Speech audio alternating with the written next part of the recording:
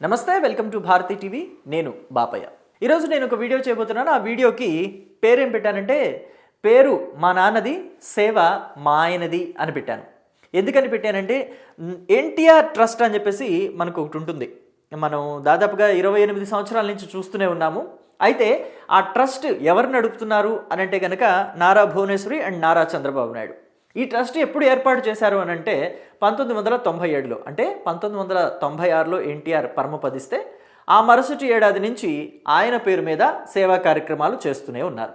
So అయితే ఈ సేవా కార్యక్రమాలు ఎలాంటివి, ఎంతమందికి ఉపయోగపడ్డాయి, ఎంతమంది దీనివల్ల బాగుపడ్డారు, ఎంతమందికి ప్రాణాలు నిలిపాయి, ఎంతమందికి వైద్యం అందించారు, ఎంతమందికి చదువు చెప్పారు అనే విషయాలు చాలా తక్కువ మందికి తెలుసు. అయితే ఇన్ని సేవా కార్యక్రమాలు, ఇన్ని మంచి కార్యక్రమాలు చేస్తున్నారు కదా ఎన్టీఆర్ ట్రస్ట్ పేరిట నారా భువనేశ్వరి అండ్ నారా చంద్రబాబు నాయుడు. కానీ ఈ విషయాల్ని ఏ సభా వేదికల మీద కూడా వాళ్ళు పంచుకోలేదు. ఏ సభా వేదికల మీద కూడా వాళ్ళు గొప్పగా చెప్పుకోలేదు. సరే, నారా చంద్రబాబు నాయుడు అంటే ఆయన రాజకీయాల్లో ఉన్నారు, ఆయన చెప్పుకోలేదు, పర్వాలేదు అనుకోవచ్చు. కానీ నారా భువనేశ్వరి ఏ రాజకీయాలలో లేరు. ఆవిడ చెప్పుకోవచ్చు, నేను ఒక ఎంటర్‌ప్రెన్యూర్ని, నేను ఒక బిజినెస్ స్టార్ట్ చేశాను, నేను ఒక మంచి బిజినెస్ ఉమెన్ని, కానీ నేను ఇన్ని సేవా కార్యక్రమాలు చేస్తున్నాను, నా బిజినెస్సే, నా సేవా కార్యక్రమాలే, మేము ఎన్టీఆర్ ట్రస్ట్ పేరిట ఎన్ని సేవా కార్యక్రమాలు చేశాము మీకు తెలుసా అని చెప్పేసి ఆవిడ చెప్పుకోవచ్చు. కానీ ఆవిడ కూడా ఎక్కడా చెప్పుకోలేదు. నిజానికి చెప్పాలంటే ఆవిడ ఒక మంచి తల్లి, మంచి అత్త, మంచి బిజినెస్ ఉమెన్, అలాగే మంచి ట్రస్టీ కూడా.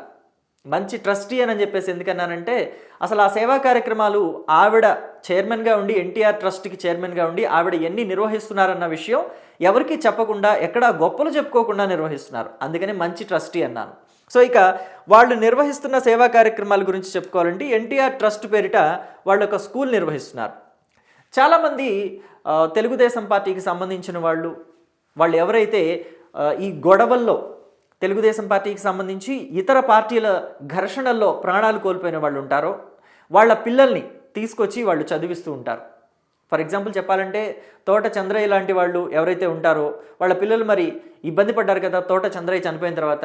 సో వాళ్ళ పిల్లలు చదువుకునే పిల్లలు అనుకోండి, తీసుకొచ్చి ఇక్కడ చదివిస్తారు. ఉద్యోగం చేసుకునే వయసు ఉందనుకోండి, వాళ్ళకి ఉద్యోగం వచ్చేలాగా ఏర్పాటు చేస్తారు, ట్రస్ట్ పేరిట లేకపోతే రాజకీయంగాను.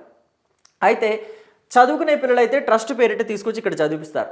అది కులమతాలతో సంబంధం లేదు, పార్టీలతోటి అంతకన్నా సంబంధం లేదు. ఇతర పార్టీల వాళ్ళైనా సరే వాళ్ళు నీడ్లో ఉన్నారంటే ఇక్కడ చదువుకోవడానికి అవకాశం కల్పిస్తారు. సో అలాగా ఇక్కడ చదువుకున్న వాళ్ళు కొన్ని వేల మంది, ఇక్కడ చదువు కంప్లీట్ చేసుకొని వెళ్ళిన వాళ్ళు ఎంతమంది ఐటీ ఉద్యోగాల్లో స్థిరపడిన వాళ్ళైతే వేల సంఖ్యలో ఉన్నారు.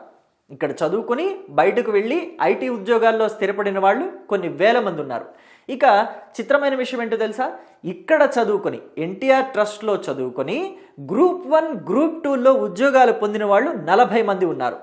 పైలట్లు అయిన వాళ్ళు ఉన్నారు, అలాగే ఇతర దేశాల్లో స్థిరపడిన వాళ్ళు ఉన్నారు, బిజినెస్లు చేసుకుంటున్న వాళ్ళు కూడా ఉన్నారు. సో అంత క్రమశిక్షణతోటి చదివిస్తుంది ట్రస్ట్. ఎన్టీఆర్ ట్రస్ట్ అంటే క్రమశిక్షణకి మారుపేరు. సో చదువుకోవాలి అని అనుకుంటే చదువుకోవటమే, ఇంకొక వ్యాపకం ఉండకూడదు.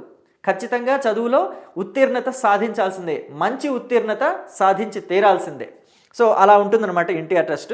ఇక ఆడపిల్లలకు కూడా వాళ్ళు స్కాలర్షిప్లు అందిస్తూ ఉంటారు. అంటే ఎలాగంటే, కేవలం ఎన్టీఆర్ ట్రస్ట్లో చదువుకునే వాళ్ళకి మాత్రమే సేవలు అందించడం కాకుండా వాళ్ళ సేవల్ని ఇంకా విస్తృతంగా పెంచాలి అని అనుకునే మనస్తత్వం వాళ్ళది. కాబట్టి వాళ్ళు ప్రతి సంవత్సరం కూడా కొన్ని టెస్టులు పెడతారు. ఆ టెస్టుల్లో ఉత్తీర్ణత సాధించిన వాళ్ళకి, లేకపోతే బాగా మంచి మార్కులు తెచ్చుకున్న వాళ్ళకి స్కాలర్షిప్లు అందిస్తూ ఉంటారనమాట. సో దానివల్ల వాళ్ళ చదువులకు ఉపయోగపడతాయి అని చెప్పేసి ఒక ఆశ. ఇంకా ఏంటంటే, Basavatarakam Indo American cancer institute and hospital ఉంది కదా, రీసెర్చ్ సెంటర్ అండ్ హాస్పిటల్ ఉంది కదా. సో దానికి సంబంధించి కూడా వీళ్ళ నుంచి ఫండ్స్ వెళ్తాయి. ఎలా వెళ్తాయి, ఎందుకు వెళ్తాయి, వాళ్ళకి ఉన్న డబ్బులు తక్కువ. బాలకృష్ణ అడ్వర్టైజ్మెంట్లు కూడా చేసి ఇప్పుడు ఆ అడ్వర్టైజ్మెంట్ల ద్వారా వచ్చిన డబ్బుని దీనికే వాడుతున్నారు కదా. ఈ సేవా కార్యక్రమాలు అంటే వాళ్ళ తల్లి పేరు మీద పెట్టిన హాస్పిటల్లో ఎక్కువ మందికి వైద్య సేవలు అందాలి అన్న ఉద్దేశంతో బాలకృష్ణ చేసే రియాలిటీ షోస్ అంటే లైక్ అన్స్టాపబుల్ ఉంది, అలాగే ఇతరత్ర అడ్వర్టైజ్మెంట్లు కూడా చేస్తున్నారు ఈ మధ్య. ఇంతకుముందు లేదు, బ్రాండ్ అంబాసిడర్గా బాలకృష్ణ మనం ఎప్పుడూ చూడలేదు. ఈ మధ్య కాలంలోనే బ్రాండ్ అంబాసిడర్గా చూస్తున్నాం. ఎందుకు చూస్తున్నాం అంటే, బసవతారకం హాస్పిటల్ ఏదైతే ఉందో, రీసెర్చ్ సెంటర్ అండ్ హాస్పిటల్ ఏదైతే ఉందో దానికి సంబంధించి మెయింటెనెన్స్ కోసమే ఈ డబ్బులన్నీ కూడా వాడుతున్నారట బాలయ్య. సో మొత్తం మీద డబ్బులంతా కూడా తీసుకొచ్చి దానికోసమే ఖర్చు పెడుతున్నారు. మరి అయితే ఇంకెందుకు డబ్బులు వీళ్ళు డొనేషన్లు ఇవ్వటం అని అంటే కనుక ఎన్టీఆర్ ట్రస్ట్ నుంచి ఎందుకు ఇస్తారు అని అంటే కనుక ఎన్టీఆర్ ట్రస్ట్ నుంచి కూడా కొన్ని వందల మంది ప్రతి సంవత్సరం ఇక్కడ వైద్య సేవలు పొందుతున్నారు. సో వీళ్ళు ఎవరినైతే పంపిస్తారో వాళ్ళ ఖర్చుల్ని కూడా ఎన్టీఆర్ ట్రస్ట్ వాళ్ళే భరిస్తున్నారట. సో అది చిత్రమైన విషయం ఇక్కడ. సో ఇక ఇది మాత్రమే కాకుండా వైద్య సేవల్ని కూడా వీళ్ళు ప్రతి గ్రామంలోనూ మండలాల్లోనూ నిర్వహిస్తూ ఉంటారు ప్రతి సంవత్సరం. సో ఎన్టీఆర్ సంజీవిని పేరుతోటి ఎన్టీఆర్ ఆరోగ్య రథం అని ఇట్లాగా కొన్ని మార్గాల్లో వాళ్ళు వైద్య సేవలను అందిస్తారు. గ్రామ స్థాయిలో ఎవరైతే వచ్చి వైద్య సేవల్ని చేయించుకోలేని స్థితిలో ఉంటారో కొంతమంది ప్రజలు, వాళ్ళందరికీ కూడా వైద్యాన్ని అందిస్తూ ఉంటారు. అంతేకాదు బ్లడ్ డొనేషన్ క్యాంప్స్ కూడా నిర్వహిస్తూ ఉంటారు. ప్రతి సంవత్సరం కొన్ని వేల యూనిట్ల blood NTR blood donation NTR memorial trust blood centre నుంచి వెళ్తూనే ఉంటుంది. బ్లడ్ డొనేషన్ క్యాంప్స్ నిర్వహిస్తూనే ఉంటారు. చూడండి, ప్రతి సంవత్సరం కూడా ఏదో ఒక సందర్భంలో కొన్ని వేల యూనిట్ల బ్లడ్ని డొనేట్ చేస్తూ ఉంటుంది ఈ ఎన్టీఆర్ ట్రస్ట్ అనేది. ఇక ఈ ఎన్టీఆర్ ట్రస్ట్ నుంచి వీళ్ళ ఫ్యామిలీ ఎన్ని మంచి కార్యక్రమాలు చేస్తుంది అని అంటే కనుక వీళ్ళ అధికారంలో ఉన్నా లేకపోయినా ఎన్టీఆర్ ట్రస్ట్ నుంచి ఏదైనా విపత్తులు వచ్చిన సందర్భంలో, అంటే తుఫాన్లు రావచ్చు, లేకపోతే భూకంపాలు రావచ్చు, లేకపోతే వరదలు రావచ్చు, లేకపోతే కరోనా లాంటి అనుకోని విపత్తులు రావచ్చు. సో దానికి తెలుగుదేశం పార్టీ అధికారంలో ఉన్నా లేకపోయినా ఈ ట్రస్ట్ నుంచి ప్రభుత్వాలకి డబ్బు వెళుతూనే ఉంటుంది, ఫండ్స్ వెళుతూనే ఉంటాయి. ఫర్ ఎగ్జాంపుల్ కరోనా టైంలో తీసుకుంటే ఎన్టీఆర్ ట్రస్ట్ నుంచి ఫండ్స్ వెళ్ళాయి వైసీపీ గవర్నమెంట్కి. సో తెలుగుదేశం పార్టీ అంటే ఏమాత్రం పడనిది, తెలుగుదేశం పార్టీకి పూర్తిగా ప్రత్యర్థి party YSR Congress party.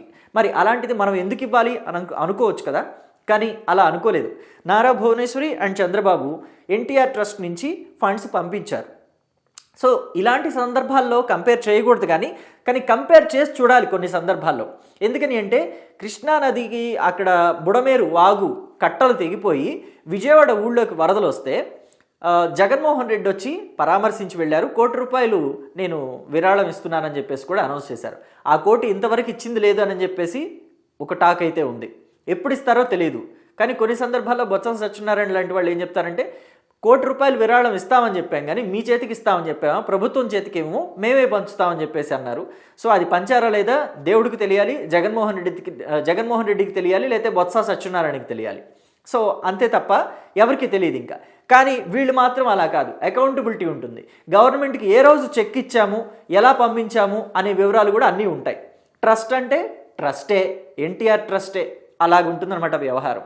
So అంతకుముందు కాంగ్రెస్ పార్టీ అధికారంలో ఉన్నప్పుడు కూడా, అంటే కేవలం వైఎస్ఆర్ కాంగ్రెస్ పార్టీ మాత్రమే కాదు, గొప్పలు చెప్పుకోవడానికి మేము తెలుగుదేశం పార్టీ అయి ఉండి వైఎస్ఆర్ కాంగ్రెస్ పార్టీకి కూడా విపత్తుల సమయంలో మేము డబ్బులు ఇచ్చామని చెప్పేసి గొప్పలు చెప్పుకోవటం కాదు.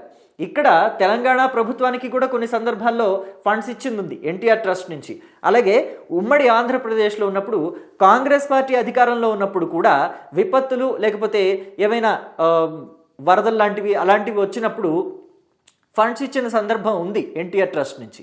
కాబట్టి ఇవన్నీ కూడా చెప్పుకోవాలి అనుకుంటే నారా చంద్రబాబు నాయుడు ఒక పార్టీ అధినేతగా ఉన్నారు, లోకేష్ ఆయన కూడా రాజకీయాల్లో ఉన్నారు, లేకపోతే నారా భువనేశ్వరి ఈ మధ్య ఆవిడ కూడా బయటకు వస్తున్నారు.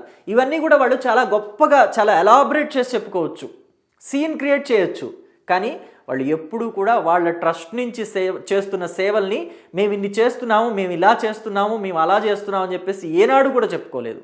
అంటే మనం చేసే గొప్ప 10 మంది గొప్పగా చెప్పుకునేలా ఉండాలి, కానీ మనమే గొప్పలు చెప్పుకునేలా ఉండకూడదు అని చెప్పేసి పెద్దవాళ్ళు అంటారు కదా. మన గొప్పలు మనం డబ్బా కొట్టుకోకూడదు, కానీ మన వెనక మనం చేసే మంచి పనిని 10 మంది చెప్పుకునేలాగా ఉండాలి అని అంటారు. అది వీళ్ళు ఆచరించి చూపించారు ఈ ఫ్యామిలీ మొత్తం కూడా. అంటే మొత్తం మీద ఎక్కడ భువనేశ్వరి కావచ్చు, లేకపోతే బ్రాహ్మణి కావచ్చు, లేకపోతే లోకేష్ కావచ్చు, చంద్రబాబు కావచ్చు, ఎక్కడ ఇప్పటివరకు చెప్పుకున్న దాఖలాలు అయితే నేను వినలేదు. ఒకవేళ మీరు గనక వినుంటే వాళ్ళు చెప్తున్నట్టుగా వినుంటే ఎక్కడైనా క్లిప్స్ దొరికితే దయచేసి నాకు కమెంట్ బాక్స్లో తెలియచేయండి. Thank you.